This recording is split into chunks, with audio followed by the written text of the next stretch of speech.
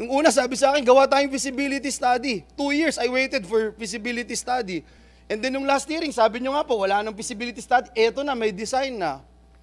Hindi ko alam ano popondohan namin dito. Kasi kung magpopondo rin ho tayo, yung mga kababayan ko, naghihintay sa akin, may gagawin ako, poponduhan.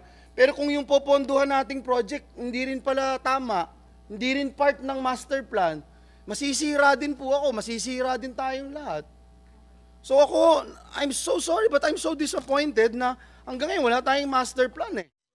Hindi napigilan ni Senate Majority Leader Joel Villanueva ang masermonan ng Department of Public Works and Highway o DPWH at ipahayag ang pagkadismaya nga sa flood control project ng naturang ahensya para matugunan ang nararanasang pagbaha ng kanyang mga kababayan sa lalawigan ng Bulacan.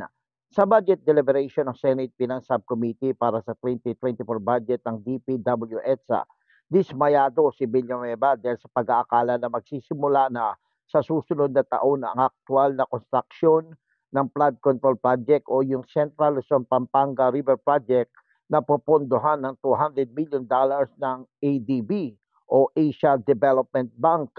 Nag-init ang ulo ni Villanueva matapos lumabas sa pagdinig sa Senado ang kawalan ng katiyakan sa naturang flood control project.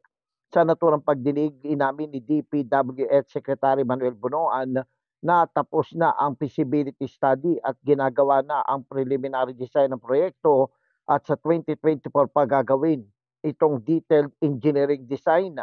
Sa pagtaya ni Bunoan ay maaaring magsimula ang aktual na construction ng 60 kilometro na mega flood control project sa kalagitnaan ng 2025 na tatagal na 3 hanggang 4 na taon. Dito na nairita ang senador dahil tatagal pa ang pagtitiis ng kanyang mga kababayan sa lalawigan ng Bulacan sa walang katapusang pagbaha sa kanilang lugar. Ako, si Jojo Sikat, walang inatasang balita.